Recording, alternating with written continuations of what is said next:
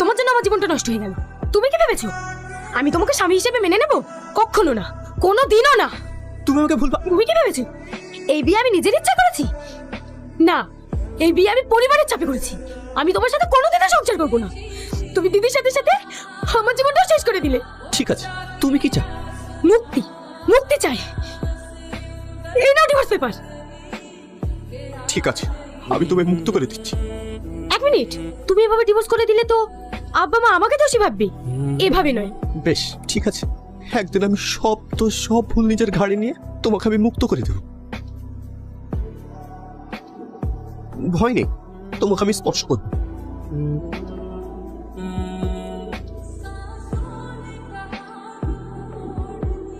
যাই বলো, এতদিন পর আবার এই সংসারটা পরিপূর্ণ হয়ে উঠেছে।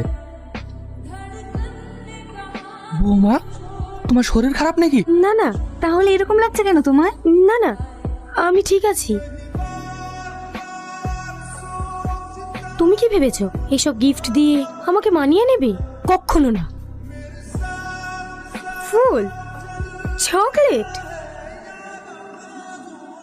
কেক, তুমি কি করে জানলে আমি এসব পছন্দ করি? হ্যাপি বার্থডে স্নেহা, জন্মদিনের অনেক শুভেচ্ছা রইল। তোমার দিদির মুখ থেকে শুনেছিলাম তুমি এগুলো পছন্দ করো। যদি কোনো ভুল করে থাকি, আই এম সো সরি। দেখ দেখ কে আসছে। শালা, জীবন তো এখন ওর। এই একটা বউ মরতে মরতে আরেকটা বিকেলে চলে এসছে।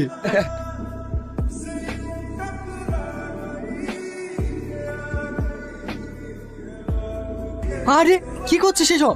সবকিছু নিজের ইচ্ছা মতো হয়। নেহা চলে যাক সেটা তো আমি চাই। নেহা চলে গেল তো এটাই হয়।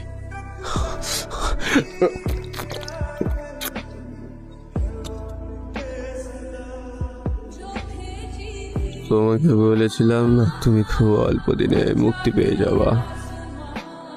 রাহুল, রাহুল, রাহুল, এসো নেহা, এসো, এসো, এসো, এসো। নেহা, নেহা, তুমি আবার আমাকে ছেড়ে চলে গেলে নেহা। তুমি বিশ্বাস করো, আমি তোমাকে ছাড়া ভালো নেই। জানো নেহা, আমাকে সবাই ভুল বলছে। তুমি বিশ্বাস করো, আমি তোর বোনের জীবন নষ্ট করিনি।